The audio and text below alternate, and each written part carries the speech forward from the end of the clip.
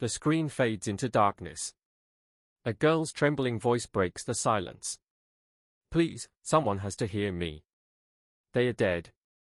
My parents are dead. And if I stay quiet, I'll be next. Her face flickers across a grainy live stream, pale, eyes red from crying, lit only by the glow of her phone screen. This isn't a horror movie. This is real. And within the next 48 hours, her desperate plea would ignite one of the most disturbing cases the internet had ever seen. But here's the forbidden twist: she wasn't calling the police. She wasn't calling family. She was reaching out to true crime influencers, YouTubers, podcasters, and amateur detectives who built empires on stories of murder. Why? Because she claimed the truth about her parents' murder was too dangerous for authorities to handle. She swore the people who killed them were untouchable, shielded by power, money, and secrets so deep they could never see daylight.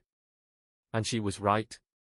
Within hours, her story spiraled into a nightmare of hidden elites, encrypted messages, and a trail of evidence so disturbing that even veteran investigators refused to touch it. Some called her a liar. Others called her the last survivor of a forbidden truth. But you're about to see what really happened. Because behind the crying face of that teenager lies a story of murder, betrayal, and the kind of dangerous knowledge that was never meant to go public. And here's the hook that will keep you watching: every influencer who answered her call disappeared. This isn't just a case file. This is a cinematic descent into one of the darkest rabbit holes ever documented. So buckle up, because in the next 35 chapters, we're pulling apart the forbidden puzzle piece by piece. And what you're about to discover will make you question whether you'll sleep tonight. Her message ends with one chilling line. If this goes online, they'll know I talked. And when they do, they'll come for you too. The video that shook the internet wasn't some polished documentary or viral TikTok trend. It was raw, unfiltered, and uploaded at 3:17 a.m. on a Wednesday. A teenage girl, still wearing a blood-stained hoodie, staring into her cracked phone camera. Her voice trembled as she whispered, "If you're watching this, I don't have long. My parents, they are gone. Murdered. But the people who did it, they don't want you to know. They want this to vanish. Please, to the YouTubers, the podcasters, anyone out there who talks about true crime, I need you. You're the only ones who can save me." The internet exploded. Within minutes, the video had been mirrored, shared, and dissected across Reddit threads, Discord servers, and late-night live streams. But here's the forbidden twist: the girl never called 911. She bypassed law enforcement entirely. Instead, she leaked files, screenshots of emails, encrypted PDFs, and fragments of surveillance footage to a handful of popular true crime creators. At first, people thought it was a hoax. Another clout-chasing stunt. But when police finally arrived at her house, they confirmed what no one wanted to believe: her parents were dead. Brutally murdered. And yet, what shook the online world wasn't the crime itself, it was the evidence she claimed to have. Documents hinting at illegal experiments, secret payments, and a shadow network that stretched from small-town hospitals to international corporations. One podcaster, desperate to be the first to break the story, went live that very night. His final words before the stream cut off: "This isn't just murder, this is a cover-up." The screen went black. He was never heard from again. By dawn, 3 influencers who shared her files vanished without explanation. The internet's favorite detectives had become the victims. And the girl? She hadn't been seen since her first message. By sunrise, the message had gone viral. But not in the way anyone expected. People weren't sharing it to feel horrified, they were sharing it because it called to them. A forbidden truth was dangling in front of the world, and it smelled of power, fear, and secrets they weren't supposed to touch. The teen's files weren't just about her parents' murder. They contained a breadcrumb trail leading to something far larger, a network of elite figures who manipulated life and death like chess pieces. Banks, hospitals, and government agencies were all implicated in subtle ways. Some names were blurred, some left in plain sight. But the warning was clear: dig too deep, and you vanish too. Early responders, the small group of influencers who dared to engage, discovered anomalies in her files. Emails timestamped after her parents' death. Bank transfers to shell companies with no record. A shadowy figure named only as M, moving funds and people across borders like marionettes. The horror wasn't just in the files themselves, it was in the patterns. The girl's parents hadn't been randomly targeted. They had stumbled on something dangerous, something the world wasn't ready to see. And now, by reaching out, she had drawn the world's attention, the kind of attention that hunted those who dared peek behind the curtain. One influencer decrypted a message from the teens folder late at night. It read, "If you follow the trail, know this, you will see things no one is meant to see. You will hear things that will make your mind fracture. And you will understand that life is never as safe as you believed." That night, his house was broken into. Nothing was taken, except his hard drives and his sense of security. Meanwhile, online forums exploded with theories. Some said the teen was working with vigilantes, trying to expose the shadow network. Others whispered darker possibilities, that she was part of it, sending a warning disguised as a plea. But one thing was clear, this wasn't just a story of murder, it was a story of forbidden power. At 3:03 a.m., the teen sent another message to the remaining influencers. "If you want the truth, meet me where no cameras can follow. But beware, the moment you step there, nothing will ever be the same." The coordinates arrived in fragments. A screenshot of a crumpled map. A GPS ping with half the numbers missing. And finally, a cryptic note. "Where the dead are buried but the living are watched." The remaining influencers, desperate for answers, hungry for views, or maybe just reckless, began piecing the puzzle together. What they uncovered pointed to an abandoned cemetery on the outskirts of town. A place long forgotten, where graves sank into the dirt and weeds crawled over broken tombstones. But the strangest part? The cemetery wasn't listed on any official maps anymore. It had been erased. One creator, live streaming against all advice, whispered as he walked among the ruins. "Guys, this isn't just creepy, the headstones are blank. No names, no dates. Just rows of stone watching us." His audience of thousands watched in real time as his flashlight flickered. Moments later, the stream cut to static. He never logged back in. The others who braved the sight claimed they found more than graves. Hidden beneath a rusted mausoleum door was a spiral staircase descending into the earth. Etched into the walls were phrases in Latin, numbers custodemus, "we watch." Inside, the teen appeared. Gaunt, shaking, eyes darting in every direction.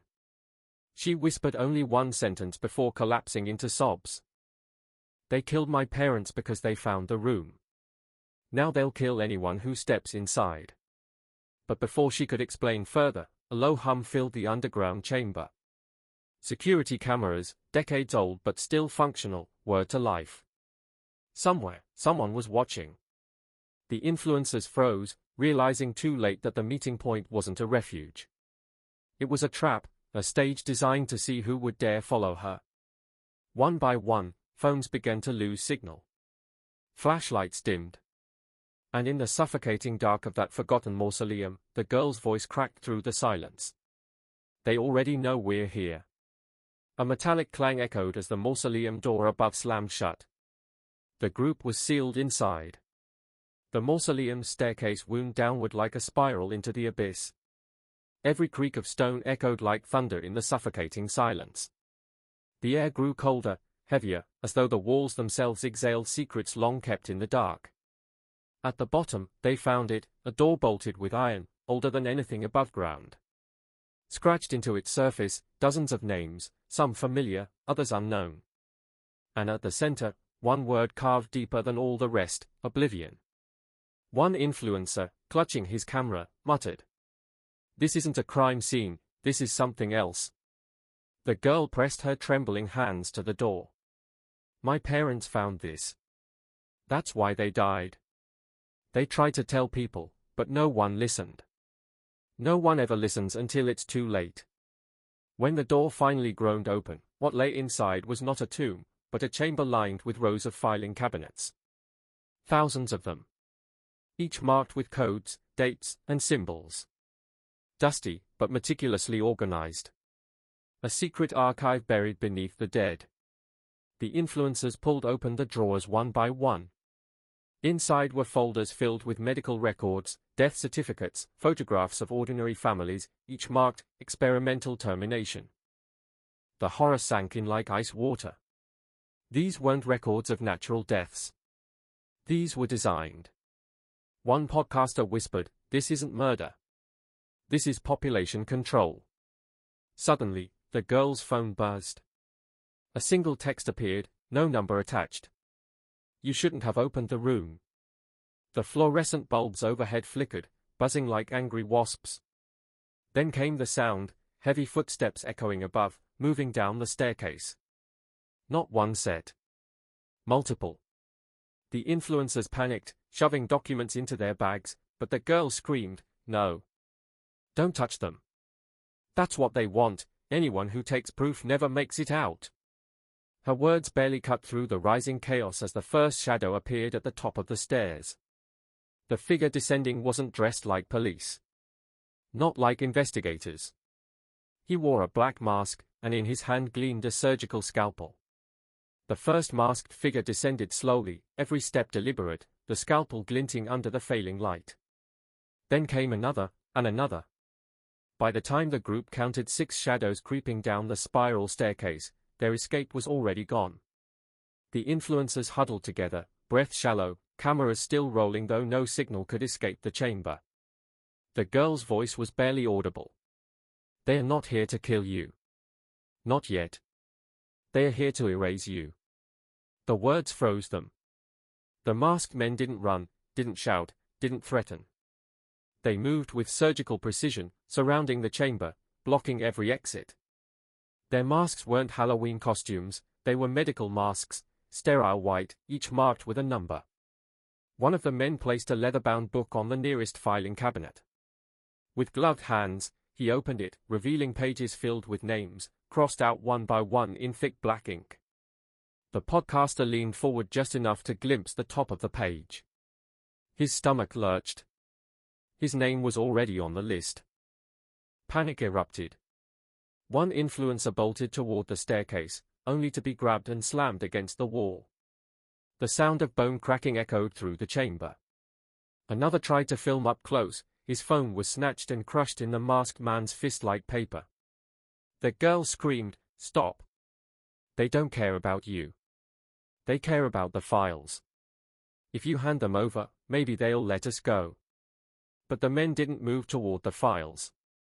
Instead, the one with the scalpel stepped closer to her. Slowly. Almost reverently. As though she was the only one who mattered. And then he spoke, voice muffled through the mask but unmistakably calm. "The child of the witnesses." Finally.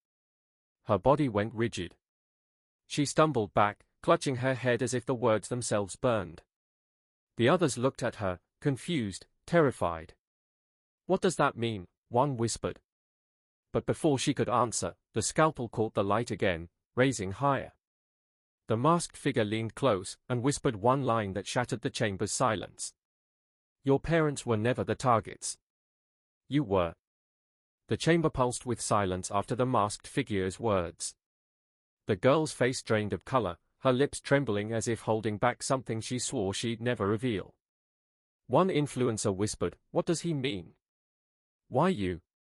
Her eyes darted to the filing cabinets, then to the scalpel, then to the cold lenses of the masks. Finally, she broke. "My parents weren't victims by accident," she said, her voice cracked and raw. "They were protectors.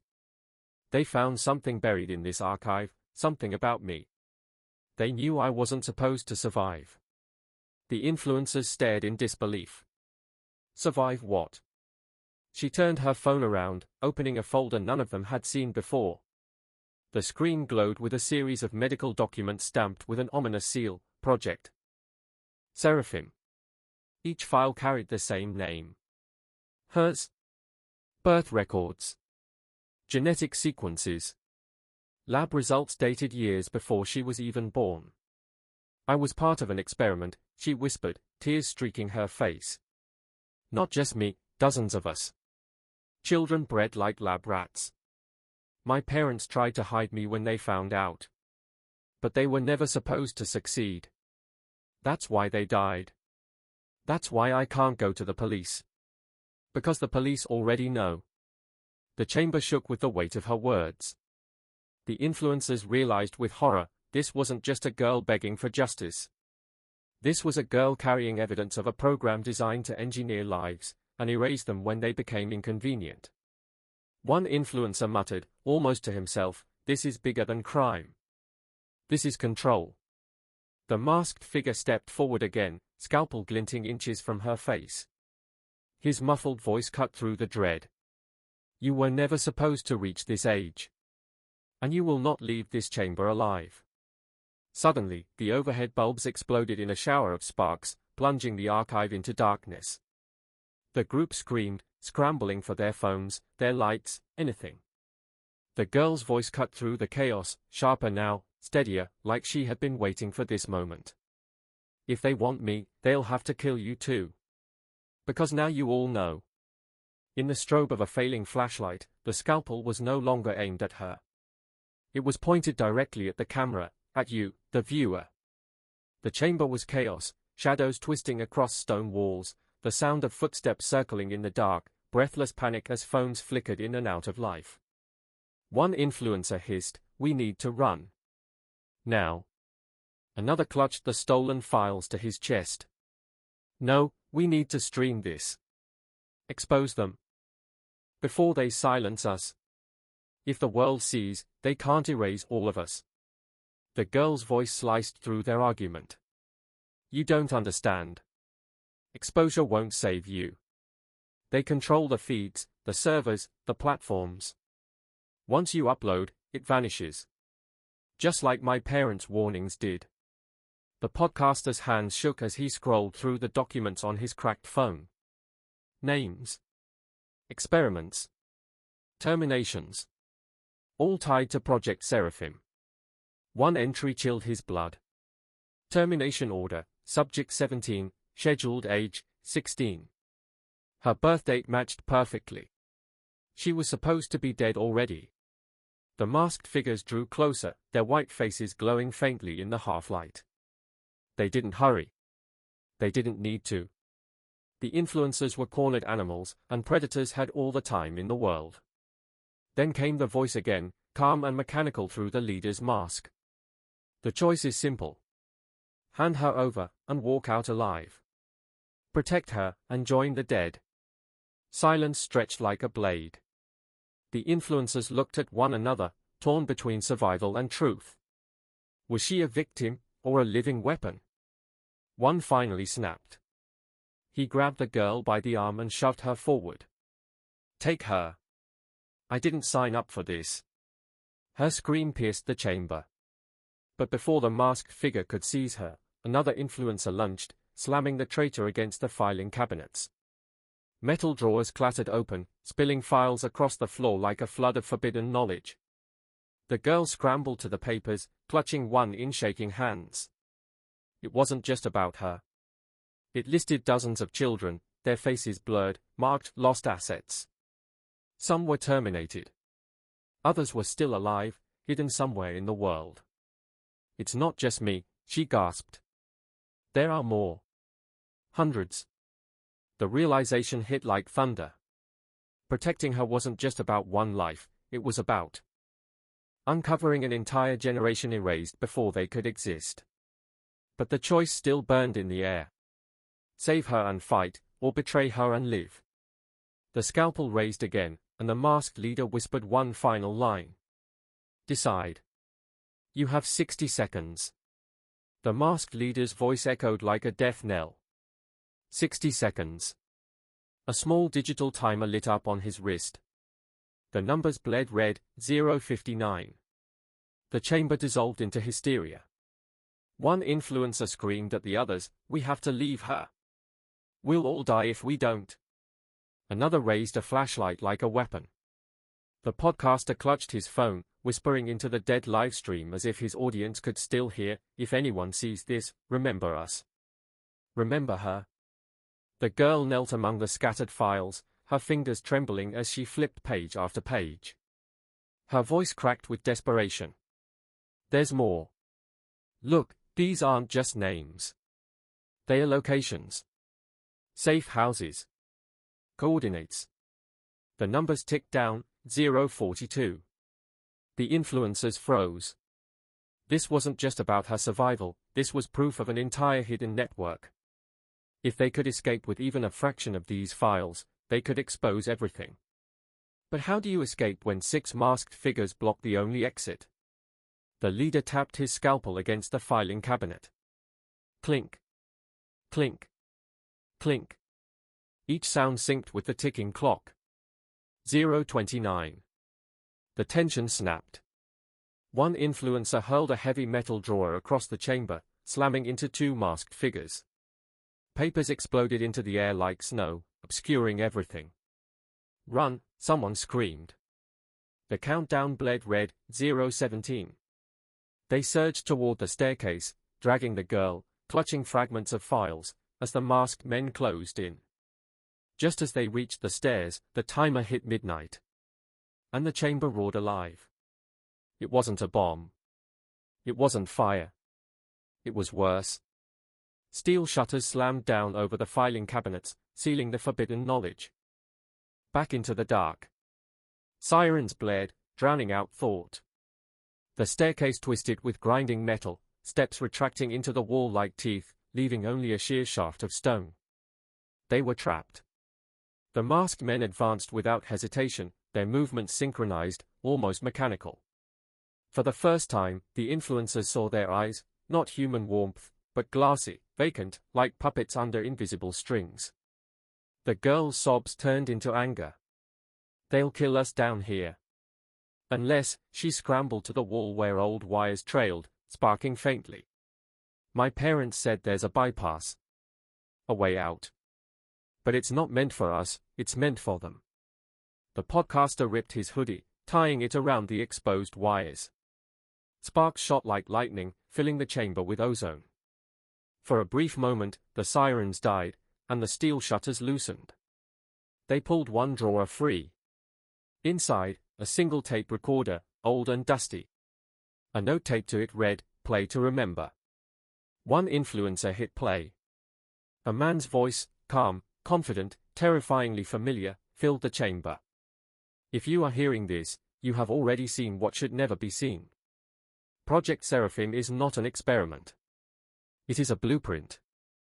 And the children are not victims, they are weapons waiting to be triggered. The tape cut with a sharp click. Behind them, the masked men had stopped moving. Waiting. Watching. As if those words were the command they had been waiting for. The chamber plunged into silence. The masked figures stood frozen, scalpel blades catching the faint light. Then, in unison, they tilted their heads. A jerking, unnatural motion. The girl screamed, "Don't you see? They are not guards. They are survivors. They are like me." The influencers recoiled. Could it be true? Were these figures not hunters, but children grown older, reprogrammed into silent executioners? The leader removed his mask. Gasps tore through the chamber. His face was human, yes, but scarred with surgical lines, eyes clouded like glass. He couldn't have been older than 25. "We were the first wave," he said flatly. "We survived. You won't." The girl shook her head violently, backing away. No, that's not true. I was the last. I was the only one left." The leader stepped closer, raising his scalpel. "You were the mistake." The influencers shouted, throwing themselves between them. One grabbed a fallen shard of glass, slashing wildly. Another smashed the tape recorder against the wall. And in that chaos, the girl saw it, etched faintly on the leader's arm, the same code she had seen on her own file. Subject 18. Her voice cracked into the madness, "He's me. I'm him. We're the same project." The leader lunged, not at her, but at the scattered files. His scalpel sliced through them, shredding the evidence. And with it, their only proof began to vanish. Papers burned in the sparks from the broken wires. The chamber filled with smoke, coughing, screams, the stench of ash and metal. The girl pulled a final folder from the flames, clutching it to her chest. The edges curled, blackened, but one map remained intact, a blueprint of the chamber. She pointed to a thin tunnel scrawled in red, "Emergency disposal route." "It's the only way out," she shouted. "But it doesn't lead up. It leads deeper." The influencers hesitated, their lungs burning. One cried out, "We'll die down there." Another grabbed the map, snarling, "We'll die if we stay here." The masked figures advanced again, their silence more terrifying than screams. With no other choice, the group pried open the tunnel's hatch, a rusted grate barely large enough for one person at a time. The girl shoved the surviving folder inside and crawled in first, her breaths ragged in the tight darkness. One by one, the influencers followed, dragging their gear, their panic, their dwindling courage. Behind them, the masked figures didn't chase. They just watched, motionless, as if satisfied the prey had chosen the path laid out for them. As the grate sealed behind them, the girl whispered one final line into the suffocating dark. "This tunnel doesn't lead to freedom. It leads to the reason I was born." The strangest part? Even as detectives swarmed the crime scene, neighbors described nothing unusual about the family in the weeks before the murders. No screaming arguments. No visible signs of abuse. No forewarning of a deadly night. On the surface, they were just another ordinary household in suburban America. But behind closed doors, something darker was brewing. The girl, who would later reach out to online influencers, had perfected the mask of normalcy. She laughed at school, she did her homework, she smiled in photographs, yet inside, she carried a weight that could break anyone. Detectives began digging into her online life. Her search history was chilling. How to survive after your parents die. What happens if someone kills in self-defense? And the most disturbing, will people believe me if I tell them the truth? It was clear she was preparing for something. But was she the victim, or the orchestrator? One detective later admitted. It was like looking at a mask that had cracked. She'd been hiding something for a very long time.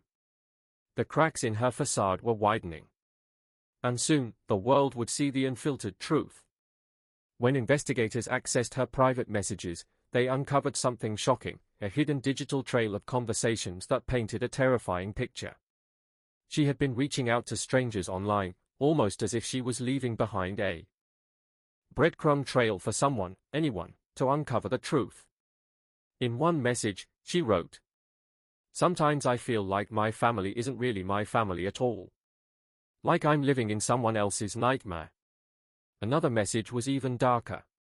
"If something happens to me, please don't believe the first story they tell you." Detectives realized these weren't random cries for attention, they were premeditated warnings. But to who? And why? Even more unsettling, she had contacted a well-known online creator just weeks before the murders. In her own chilling words, "What if I told you I have proof of something everyone is ignoring?" The creator thought it was just another internet troll and dismissed her. But now, after the tragedy, those messages read like a digital confession. Had she been trying to warn the world about what was about to happen?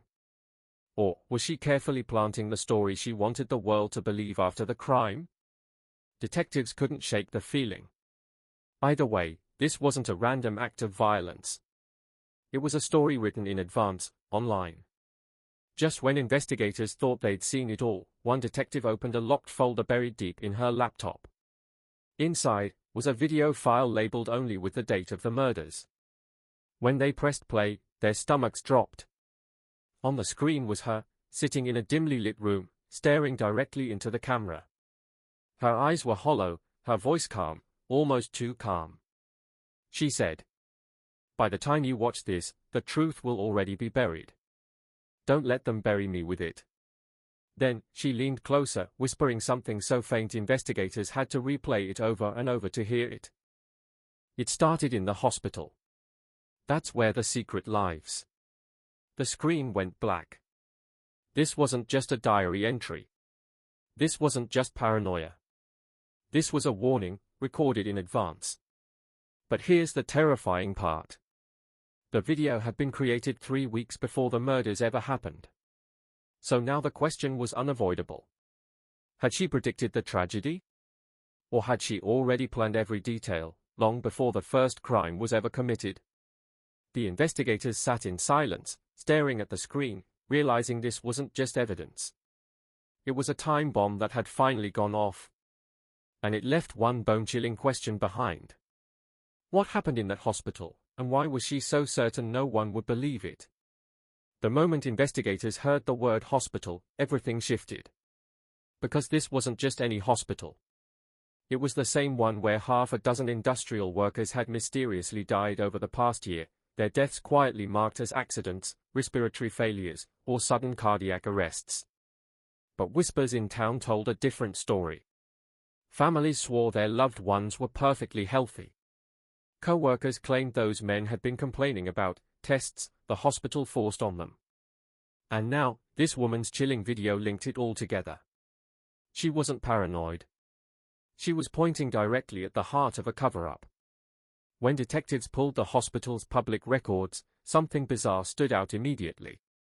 Patients went in for minor injuries. They never came back out alive. And somehow, every autopsy was signed by the same doctor. The deeper they looked, the more twisted it became. That same doctor had ties to a government-funded program that supposedly ended decades ago, one that experimented on expendable workers to test new chemicals and drugs. And the woman in the diary? She wasn't just writing about her own fears. She was naming names, employees, labs, even dates. But here's the kicker, every single one of those names she mentioned was already dead. Which left detectives with a terrifying question. Was she documenting a conspiracy from the inside? Or was she just the next experiment waiting to be erased? And then, investigators discovered something even more horrifying. Hidden between the diary pages was a hospital bracelet, one with her name on it. The date printed on it? The day before she was murdered. But then, just when they thought they had cracked the case, everything spiraled out of control. Dr. Ashford and Evangeline uncovered a set of documents that weren't just records, they were instructions. Orders from higher authorities, detailing how hospitals should systematically bury the truth. It wasn't just one hospital, or even one city. This was part of a nationwide cover-up, engineered to protect industries, politicians, and powerful figures who had blood on their hands. Think about it, men were sent to work in toxic environments, knowing full well that the chemicals they inhaled or the machines they handled would slowly destroy their bodies. But instead of protecting them, corporations calculated their lives like expendable chess pieces. And hospitals, the very institutions meant to save lives, played along, labeling deaths as natural causes or pre-existing conditions. Families buried fathers, brothers, and sons without ever knowing the truth. The deeper Evangeline read, the colder her blood ran. These documents weren't just statistics. They listed names, thousands of them, ordinary people erased, their deaths reduced to numbers on a chart. And hidden between the lines was a terrifying realization: if they exposed this, they wouldn't just be uncovering corruption, they'd be declaring war against a machine that had operated in shadows for decades. And that's when the phone rang.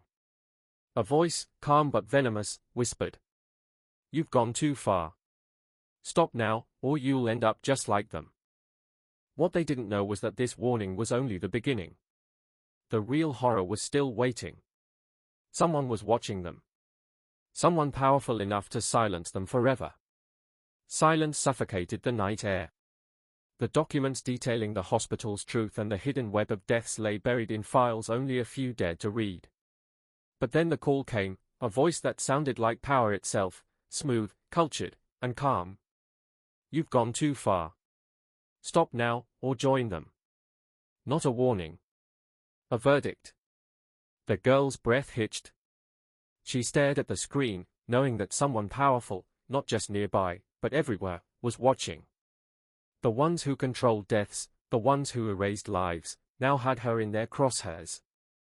Then came the sound, a soft click behind her, so faint she almost missed it. She spun around, too late. The room erupted. A figure burst through the door, silhouetted by ambulance lights, face hidden behind a medical mask. Not dressed like the killers before, no scalpel, no ritual. Just cold and decisive. A crash of steel. Papers flew as the aggressor smashed the filing cabinet, ejecting the Project Seraphim archive into chaos. For a moment, the girl clutched her chest, lungs burning. But the masked figure spoke again, voice clipped, surgical. You were warned. Then the assailant raised a syringe, not a weapon, but a toxin, barreling toward her throat. No fanfare. Just efficiency. The world stopped. And then, the influencer who'd been streaming, camera still alive, made a move. In one desperate leap, he snatched the syringe and smashed it against the wall. Liquid sprayed like blood. The room froze. In that heartbeat, everyone knew this was no longer about escape. It was about surviving the masked agents of power itself. A second figure emerged behind them, a reflection of the first, identical surgical mask, identical movements, standing ready. And as the girl looked up, one single thought ran through her mind.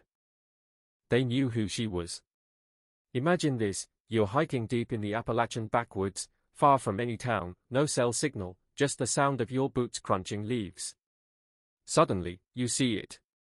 Standing alone in the middle of the forest, with no walls, no foundation, no reason to exist, an ancient wooden door. Locals call it the 19th warning. The door looks wrong, as if it doesn't belong in this world. The wood is blackened, warped, and carved with strange symbols that look almost burned into it. Rust coats the hinges, but the knob shines, like someone polished it recently. Travelers say the air around it feels colder, heavier, as if you're standing on the edge of a grave. The stories are always the same. If you touch the door, your hand goes numb, like it's plunged into freezing water. Some people hear children laughing on the other side. Others swear they hear scratching, as if something, or someone, is trapped inside, desperate to get out. And the brave ones who've tried to open it, they've never returned. Disappeared. Vanished. Gone, as if the forest swallowed them whole. Hunters mark trees around the area so they'll never stumble across it again. Rangers, when asked, claim no such door exists. But the oldest locals whisper that it isn't just a door, it's a test. A forbidden invitation. And every soul who turns the knob becomes part of whatever's waiting beyond it. The most terrifying part? The door doesn't stay in one place. Reports of it stretch across counties. 1 year, it's deep in a hollow. The next, hunters find it miles away, standing in a meadow where no door should ever be. Some believe it moves at night, hunting for the curious. Others think it appears to people who are already marked, those destined to vanish. And here's the twist that gives locals chills: every time the door appears, someone goes missing within a week. A hiker. A camper. A traveler passing through. Nobody ever finds the bodies. Just a cold trail that ends in silence. The 19th warning isn't just a door, it's a choice. Look at it too long, and it feels like it's daring you. Whispering to you. Promising something beyond comprehension if you just turn the knob. But every story ends the same way. With silence. Because once you cross through, you don't come back. The deeper we dug into the case, the darker the truth became. At first, it seemed like just a series of accidents, tragedies that no one could have prevented. But then we noticed something strange: the same hospital kept appearing in every report. Industrial workers from 3 different factories, across different years, all ended up in the same facility.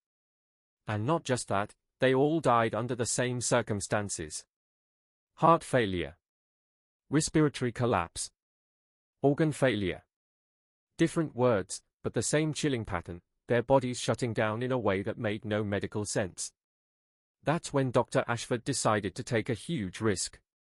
He got access to restricted patient records, something that could cost him his career, or worse, his freedom. What he discovered sent chills down his spine. Inside the files, he found inconsistencies everywhere. The workers' charts didn't match their injuries. The timelines of treatment were altered. And, most disturbingly, every single one of their death certificates had been signed by the same two doctors. Doctors with spotless reputations. Doctors who were praised as heroes in the medical field. But Evangeline wasn't satisfied with just paperwork. She wanted proof. Real proof. So, one night, she slipped into the hospital archives, her flashlight flickering against the walls as if the building itself was trying to push her out. There, in the dust-covered boxes, she found what no one was supposed to see, photographs of the victims. These weren't just patients who died peacefully. Their bodies told another story. Burns that didn't come from accidents. Bruises that didn't match the official explanations. And in one file, a note scribbled in the margin, "Keep this quiet. No one must know." Suddenly, the pattern was undeniable. This wasn't about bad luck. This wasn't about random tragedy. It was about cover-ups. Something far more sinister was happening behind closed doors, and the hospital wasn't saving lives, it was hiding bodies. At that moment, Dr. Ashford and Evangeline realized they weren't just chasing rumors anymore. They were standing on the edge of a nightmare. Because if what they found was true, then the people they trusted most, the very ones sworn to heal, were part of something monstrous. And the deeper they looked, the clearer it became, the hospital wasn't just a place of healing. It was a machine of silence. But the biggest question remained, why? Why would doctors, bound by oath, choose to hide the deaths of innocent workers? And how far would they go to protect their secret? The answer, they would soon learn, was far worse than anything they could have imagined. By 1975, whispers began spreading among miners' families about something far more terrifying than collapsing walls or poisonous gas. Entire tunnels were said to vanish overnight, sealed shut without warning, leaving behind no trace that men had ever worked there. Some believed the company was erasing accident sites, hiding evidence of how many lives had truly been lost underground. One retired foreman recounted how he led a crew into Tunnel 17, only to find the next morning that the entrance had been filled with fresh concrete. The company claimed it was for safety. But here's the chilling part, his crew's equipment was still inside. Helmets, drills, and even a man's lunchbox sat trapped behind that wall. To this day, none of it has been recovered. Locals began calling these sealed shafts the graves of iron, because everyone knew what they really were, burial chambers. Each time a cave-in happened, management had two choices, dig for survivors or cover it up. And too often, they chose the latter. Workers' names would quietly vanish from records, as if they never existed. Wives who asked too many questions were silenced with threats, and children grew up believing their fathers had abandoned them, when in reality, they were still down there, entombed in stone. Even creepier, many miners swore they could still hear the sounds of trapped men hammering from behind the walls long after a shaft was sealed. Whether it was real or just the guilty echo of conscience, no one knows. But one thing is certain, every sealed tunnel carried with it a secret, and a soul. And that's when the fear spread beyond the mine. Families realized the ground beneath their homes was full of forgotten bodies, their fathers, brothers, and sons. The company didn't just bury workers, it buried generations of truth. White right pointing backhand index, but here's the shocking part, just 2 years later, something happened that forced these secrets to the surface. The deeper Dr. Ashford and Evangeline went, the more dangerous things became. By this point, they weren't just chasing shadows, they were exposing a conspiracy so powerful it could wipe out anyone who got too close. Their documents, their evidence, their very lives were now in jeopardy. One night, Ashford received a chilling message slipped under his office door. "Stop digging, or you'll end up buried with them." That was the turning point. This wasn't just about hospitals or hidden death records anymore, it was about survival. Someone out there wanted to silence the truth forever. And they had the resources to do it. But instead of backing down, Ashford and Evangeline doubled their efforts. They began working in total secrecy, meeting in abandoned train depots, late-night diners, and even inside graveyards where they knew nobody would follow. They pieced together financial ledgers, forged death certificates, and secret payout lists from the industrial companies, everything pointing to one horrifying conclusion. Hospitals were covering up industrial worker deaths to protect billion-dollar corporations. Every worker who disappeared wasn't just a statistic, they were erased deliberately. Their families were given excuses, sometimes even threatened, to keep silent. And the hospitals? They played the role of executioner and cleaner, making sure no trace of these men remained. But just as they were preparing to release their findings, Evangeline noticed something terrifying: they were being followed. Unmarked black sedans trailed them through city streets. Phones clicked with static whenever they spoke. And then one night, Evangeline's apartment was broken into. Papers were scattered, files missing, but nothing else was touched. A silent warning: we know where you live. Yet even in the face of this darkness, they refused to stop. If we stay quiet, Evangeline whispered, their deaths mean nothing. If we speak, maybe, just maybe, their ghosts will finally rest. And so, they prepared for the riskiest move of their lives, leaking the evidence to the public. But what they didn't know was that the very people they trusted most were already plotting their downfall. In the dead of night, under flickering hospital lights, Evangeline found something that would change everything. Hidden behind a false wall panel in Dr. Ashford's office was a dusty, leather-bound ledger, pages so brittle they looked like they could crumble at her touch. But what was written inside was worse than any nightmare. The book wasn't just a record of patients. It was a secret. Death register. Rows upon rows of names, dates, and coded numbers, workers from the steel mills, miners, and factory men. Next to their names were symbols, some circled in red, others crossed out entirely. At first, Evangeline thought it was just sloppy bookkeeping. But then she saw the patterns. Each time a name appeared in the ledger, a death certificate was filed within days. Every symbol meant something sinister: cause of death, type of cover-up, and in some cases, the payout amount hospitals received for keeping it quiet. The deeper she read, the worse it became. Some workers had been listed multiple times, as if their deaths were recycled. Families were told their loved ones had died in accidents or illnesses, but the ledger revealed the truth: many were deliberately misdiagnosed, treated with experimental drugs, or quietly disposed of to protect the industrial giants funding the hospitals. And then, the most chilling discovery: at the very bottom of the ledger was a section marked unaccounted. These weren't just deaths, these were people who had vanished. Men who clocked in for work one morning and never returned home. No bodies. No funerals. Just names crossed out of existence. Evangeline's blood froze when she recognized one of the surnames. It matched a family she had personally spoken to, a wife still waiting for her husband to come home. Dr. Ashford stood silently behind her, watching as she pieced it together. His voice was low, almost broken. They buried the truth deeper than graves. Every hospital, every official, every company, it's all tied together.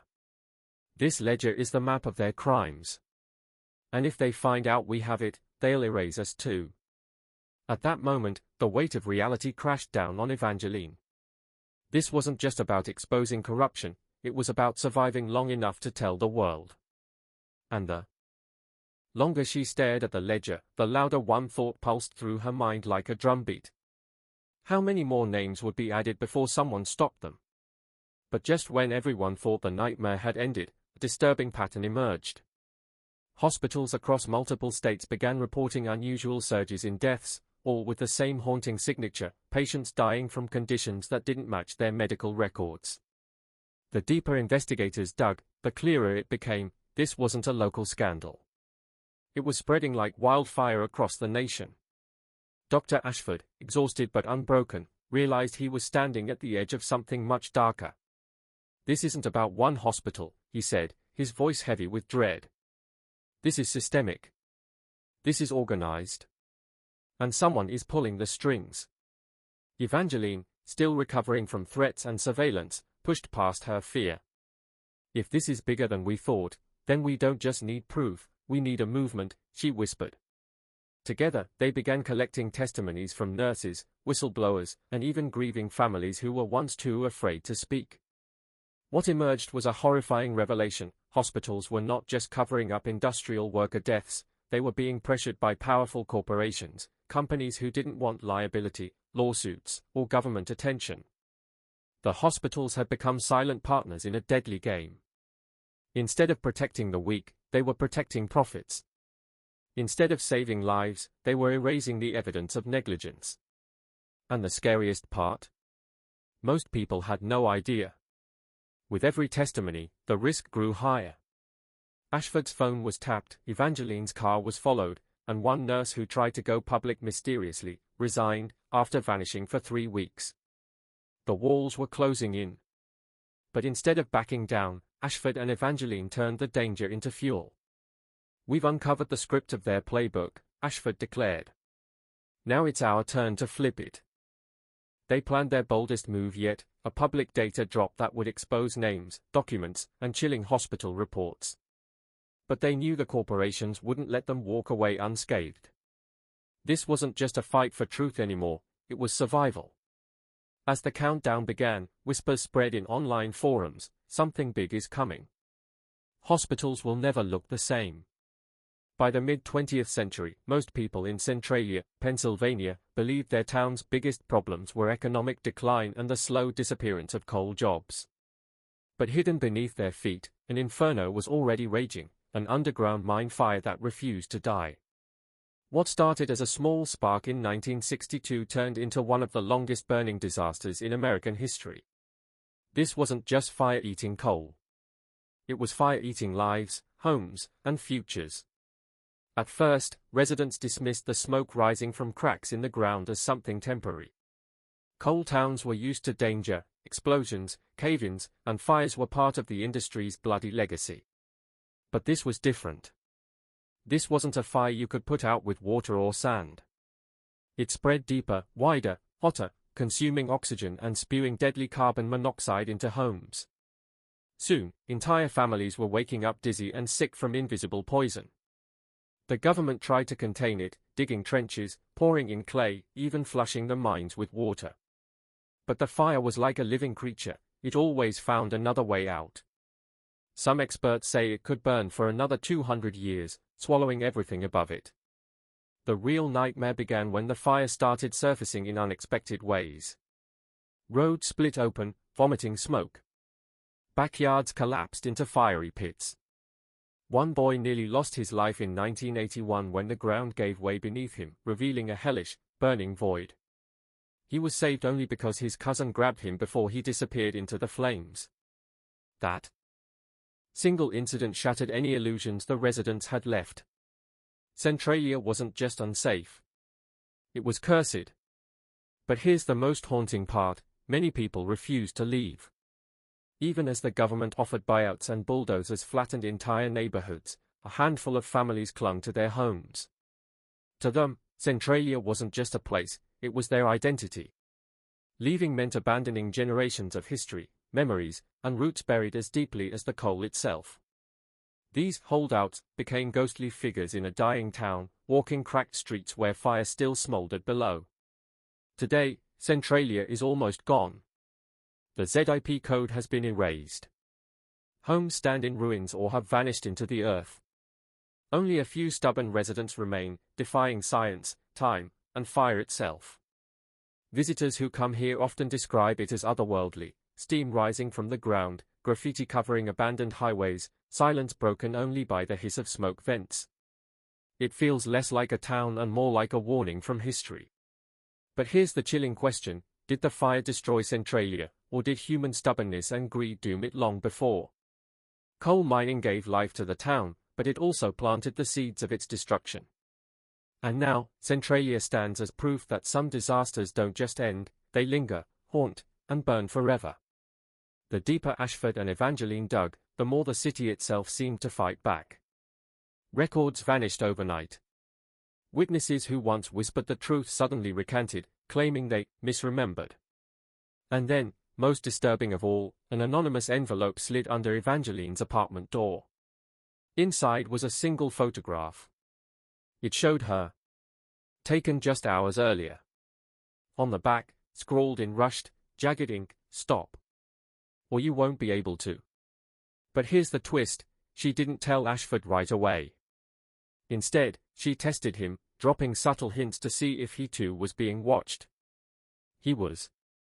One morning, his car's brakes failed on a quiet road just outside the city. He barely swerved into a ditch, surviving by sheer luck. To outsiders, it looked like an accident. But Ashford knew. This was no coincidence. Someone wanted him silent. And yet, neither of them stopped. Because at this point, it wasn't just about exposing a conspiracy. It was about survival. The deeper they went, the more they realized they weren't hunting the truth anymore. The truth was hunting them. Every document uncovered was like pulling a brick from a crumbling wall, except behind that wall wasn't light, but something darker, something built to crush anyone who got too close. Then came the biggest break. A retired hospital accountant, riddled with guilt and alcohol, confessed that secret, ghost wards existed, entire hospital wings registered on paper but empty in reality. The money meant for them? Funneled into offshore accounts. And worse, patient death certificates were being reassigned. Men who died in the factories weren't listed as victims of industrial accidents. Instead, their names appeared as deaths from routine complications inside these phantom wards. In other words, the hospitals weren't just complicit. They were the final stage of the cover-up. The realization hit Evangeline like a gut punch. Every hospital, every bed, every signed paper was a grave marker in disguise. The very institutions meant to heal were burial machines, clean, clinical, invisible. And here's where the stakes exploded. Ashford suggested going public immediately, dropping everything online in one massive leak. But Evangeline hesitated. She had seen the photograph. She had felt the eyes in the shadows. If they moved too fast, they'd end up erased, just like the workers. So the two of them made a pact that night. One final investigation. One final push into the lion's den. Either they exposed it all, or they'd vanish with the rest of the forgotten. What they didn't know was that the lion was already awake. Watching. Waiting. And its teeth were sharper than they ever imagined. The crew thought they had seen everything, the bones, the collapsed tunnels, the tools still frozen in time. But then, something strange happened. The air grew colder, heavier, as if the very earth was warning them to turn back. Their lamps flickered, not from low batteries but from some unseen force pressing down on them. That's when the floor beneath one explorer's boot gave way, revealing a narrow passage hidden under decades of rock and dust. What they had stumbled upon was no ordinary tunnel. This was different, its walls smoother, almost carved with precision. Not the rough, desperate digging of miners trying to escape, but something deliberate. Something planned. They lowered themselves inside, hearts pounding, every step echoing like a drumbeat in a coffin. And then, they found it. At the end of the chamber stood a massive iron door, rusted yet still imposing, sealed tight as if it hadn't been touched in over half a century. Carved into its surface were strange markings, symbols that weren't part of any miner's code. Some looked like warnings, others like desperate prayers scratched by trembling hands. But one phrase stood out clearer than the rest, written in chalk that had somehow survived the years. Do not open. The dead are still hungry. The team froze. Was this just the scribbling of a terrified worker, or had they uncovered something far more sinister? Against every survival instinct, they began pulling at the door. The iron groaned, screaming against the silence, until finally, it cracked open. What spilled out wasn't just air. It was a suffocating stench, the unmistakable reek of death that had been trapped for decades. Inside lay a sight so disturbing that even hardened investigators dropped their gear in shock. Dozens of bodies, perfectly preserved. Slumped in unnatural positions, as if they hadn't died in collapse, but in ritual. Their hands were clasped together, their faces frozen in terror, all facing the same direction, toward the far wall. And on that wall, written in blood, or something darker, was a single word. Remember. The crew stumbled back, their cameras shaking, breathing ragged. Whatever had happened in that chamber wasn't just an accident. It was a secret buried deep beneath the earth, one that someone had wanted sealed forever. And now, for the first time in over 60 years, it had been disturbed. But here's the real question: did opening that door unleash something that should have stayed buried? Because ever since that night, the crew has claimed they're not alone. Their phones ring with static at 3 a.m. They hear faint whispers when they try to sleep. And some swear they've seen shadowed figures following them. The mine may be sealed again. But what they woke up inside it might not be. The search for the truth had turned into a full-scale manhunt, not for criminals, but for answers buried so deep that even the government wanted them sealed away. Dr. Ashford and Evangeline stood at the heart of it, piecing together the fragments of horror like archaeologists unearthing a cursed tomb. But every revelation came with a price. Shadows followed them, phones tapped, cars tailing them at night. And then, the whistleblower document surfaced. A set of internal memos leaked from the very hospitals they were investigating. These weren't just medical reports, they were coded cover-ups, carefully rewritten death certificates, and financial transfers that traced back to powerful industrial giants. Each line of ink confirmed what they already feared: workers weren't just dying, they were being erased. Their names scrubbed, their families silenced with hush money, and their bodies buried in unmarked plots far from the public eye. Evangeline trembled as she read one memo aloud: fatality to be attributed to natural causes. No further investigation required. Family compensated under Code 17. Her voice cracked. This wasn't bureaucracy, it was a murder script disguised as policy. The deeper they dug, the more dangerous it became. Overnight, Ashford's research lab was broken into, files scattered, computers wiped clean. Evangeline's car was found abandoned on a remote road, tires slashed. Whoever they were dealing with had money, power, and no hesitation to destroy anyone who threatened their empire. But fear wasn't an option anymore.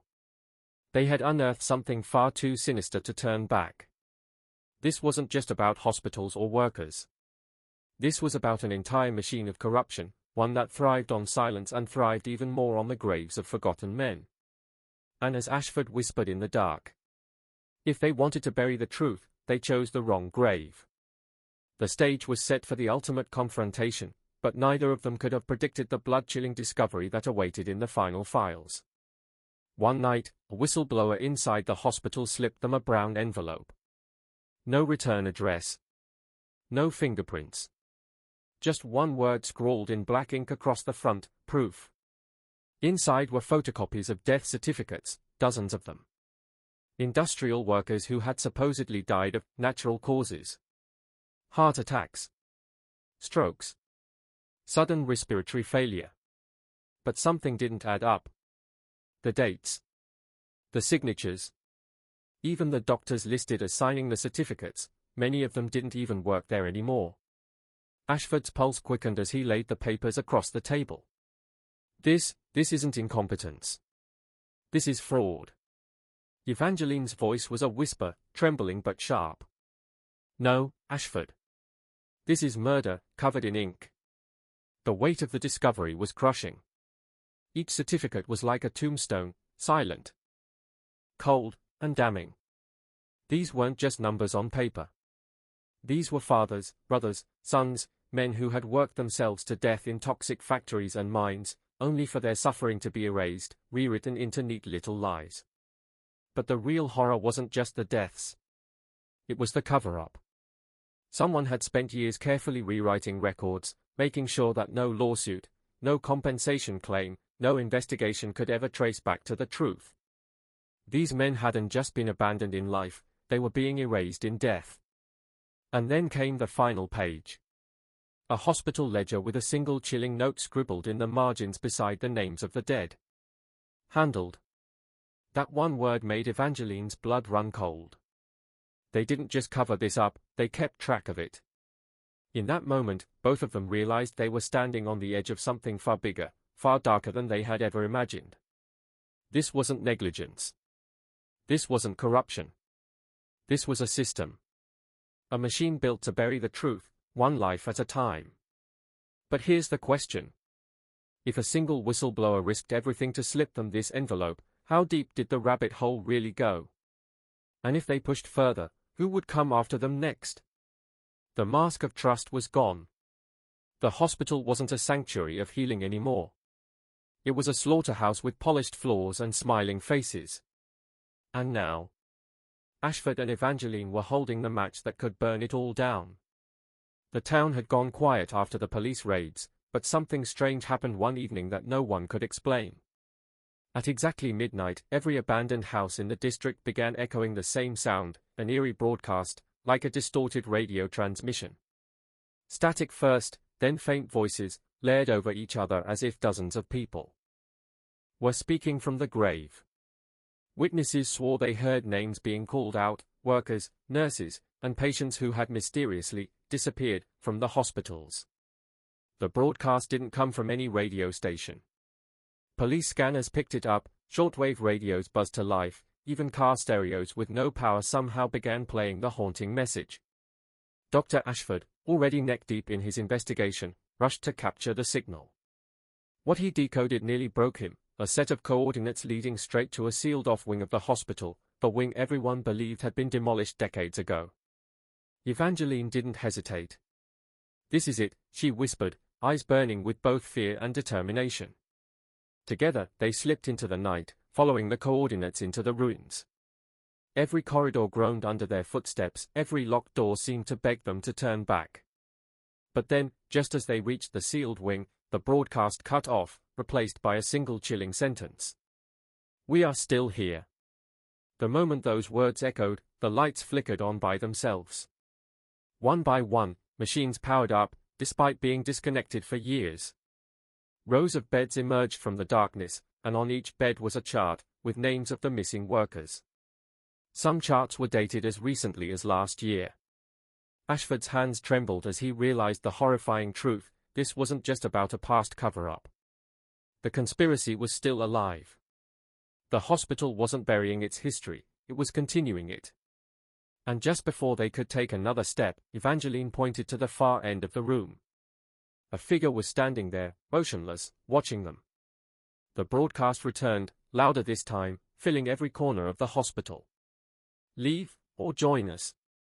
In the dusty archives of the hospital basement, where most files had already been destroyed in the cover-up, Dr. Ashford stumbled upon a box that wasn't supposed to be there. Inside it was a single reel-to-reel tape, unlabeled, with only a faint number scratched into its metal rim, X32. Curiosity burned through him. He set it into the player, and suddenly, static filled the room. Then, a chilling voice echoed, not from a patient, but from someone inside the hospital. It was a confession. The voice trembled as it spoke. "They told us to silence the families.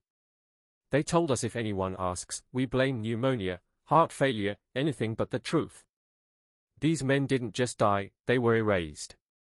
Ashford froze. The tape wasn't a rumor. It wasn't speculation.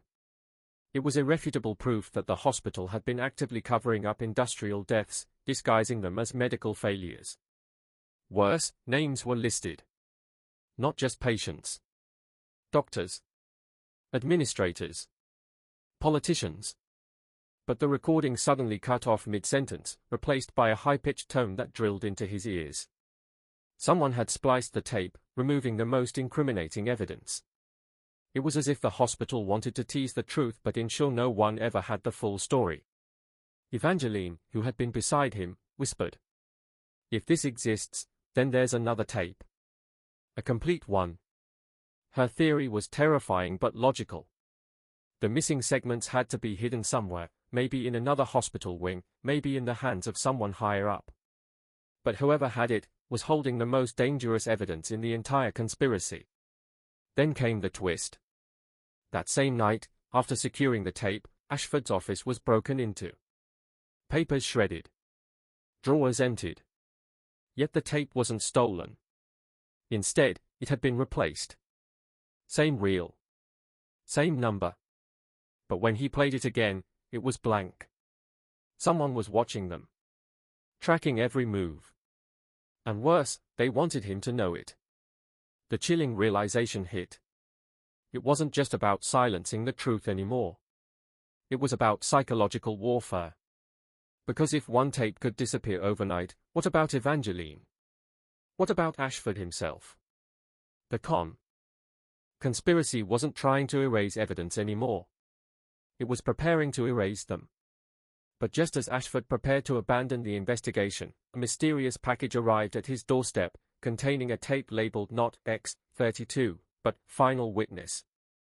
The deeper we traveled into the forgotten corridors, the quieter the world became. No footsteps, no dripping water, no whisper of air, just silence so heavy it pressed against the chest like a coffin lid. Then, out of nowhere, we stumbled into a cavernous chamber, and it was unlike anything we had seen before. The walls were blackened, scorched by fire long extinguished, yet the ground was littered with melted steel beams twisted into grotesque shapes. Whatever had happened here wasn't natural, it was violent, catastrophic, and deliberate. But the strangest detail wasn't the destruction itself. No, it was what had survived. Scattered between the wreckage were rows of sealed crates, untouched by fire, marked with government insignias so faded they could barely be recognized. But as we brushed the ash off one crate, the letters became clear: biohazard. The realization hit like a hammer: this wasn't just an abandoned mine. It was a graveyard of secrets, where industrial disasters, human lives, and now, evidence of something far darker had been buried together. And then, the sound we hadn't heard in hours returned. A faint metallic clang, echoing from deeper inside the chamber. Someone, or something, was still here. Before we could react, the ground trembled. Dust rained from above. One of the steel beams shifted with a groan, falling just inches from where we stood. It wasn't just silence anymore, it was the silence before the collapse. And as we looked into the black tunnel stretching beyond the chamber, we realized the real nightmare hadn't begun yet. What, or who, guarded these crates? And why had they been hidden in a mine sealed decades ago? Just when everyone thought the nightmare had ended, a chilling truth emerged: the conspiracy wasn't finished. It had simply evolved. Dr. Ashford, broken but alive, sat in a safe house, replaying every moment in his mind. Evangeline had vanished after the hospital raid, and whispers suggested she might have been silenced. But deep inside, Ashford knew something was wrong. Too many loose ends. Too many secrets left buried. And then, it came. A letter slipped under his door in the dead of night. No address. No name. Just 4 words scrawled in shaky handwriting. "They're not done yet." His heart stopped. He tore the envelope open, and inside was a photo, grainy, black and white, of a massive underground facility, rows upon rows of sealed rooms, and shadowy figures in lab coats. At the bottom, a signature he recognized instantly: Evangeline. She was alive. But the image was worse than anything either of them had uncovered. This wasn't just about industrial workers. This wasn't just about covering up deaths. It was bigger, darker, and far more organized. Entire towns were being used as experiments. Entire communities were being silenced in exchange for profit. The betrayal wasn't just from the corporations, or the hospitals, or the government. The betrayal was from the very system designed to protect human life. And it was winning. Ashford's phone buzzed. An unknown number. He hesitated before answering. A distorted voice whispered on the other end. "You went too far. If you keep digging, the next body they find won't be in a hospital bed. It'll be yours." The line went dead. His hands trembled, but instead of fear, something else burned inside him: rage. For years, he had played the role of a doctor, a healer, a man sworn to save lives. Now, he realized his true role: a witness to horror, a survivor of betrayal, and maybe the last person left who could expose the truth. The betrayal cut deeper than anything he had ever endured, but it also gave him clarity. There would be no going back. No silence. No compromise. Because if Evangeline was still alive, it meant the fight wasn't over. And if the fight wasn't over, then neither was he. As Ashford pinned the photo to the wall, next to all the files and clippings he had collected, he whispered a single promise to the shadows watching him. "You thought you buried me. But I'm not done yet either." And with that, the stage was set for the final war, one that would either shatter the conspiracy forever, or consume him whole. The fire had long since died down, but the screams, they never left. For weeks after the compound's destruction, federal agents swore they heard faint cries echoing from the woods, as if the hollow itself was replaying the horrors it had absorbed. Some claimed it was the wind. Others knew better. Evil doesn't die in flames, it lingers, like smoke clinging to ruined walls. But here's the part that will chill you to the bone. Investigators combing through the ashes uncovered more than charred remains. Buried beneath the foundation were chains bolted to the floor, proof that people had been kept down there, prisoners in a hell no one was ever meant to escape. And the strangest part? The bolts were recently used. This wasn't ancient history, it was ongoing. Local families whispered that the Mahdi clan wasn't fully wiped out. Survivors slipped into the mountains, blending with the shadows, waiting. That's why hikers still vanish without a trace. That's why campfires are found abandoned, with food left cooking, as if the people who made them were snatched mid-bite. And that's why, on certain nights, a faint orange glow flickers deep within the hollow, too steady to be moonlight, too alive to be coincidence. Some say the ground itself is cursed, poisoned by blood. Others believe the Mahdi family's appetite was never human, it was something darker, older, crawling through their veins, using them as vessels. And maybe, just maybe, it's still out there, searching for its next host. So here's the question I'll leave you with: if a place remembers every scream, every chain, every drop of blood spilled upon it, can fire truly erase that kind of evil? Or does it simply hide, waiting for the next lost soul to stumble too close? Because the Mahdi compound is gone, but the hollow isn't. And those who dare to walk its paths swear the silence there is wrong. Too heavy. Too watchful. As if something beneath the soil is listening. Would you risk stepping inside? Or would you rather never know what waits in the dark? White right pointing backhand index. If you made it this far, you've survived one of the darkest stories buried in America's forgotten history. But there are deeper horrors, hidden truths the world was never meant to see. So don't miss what's coming next, because trust me, this was only the beginning.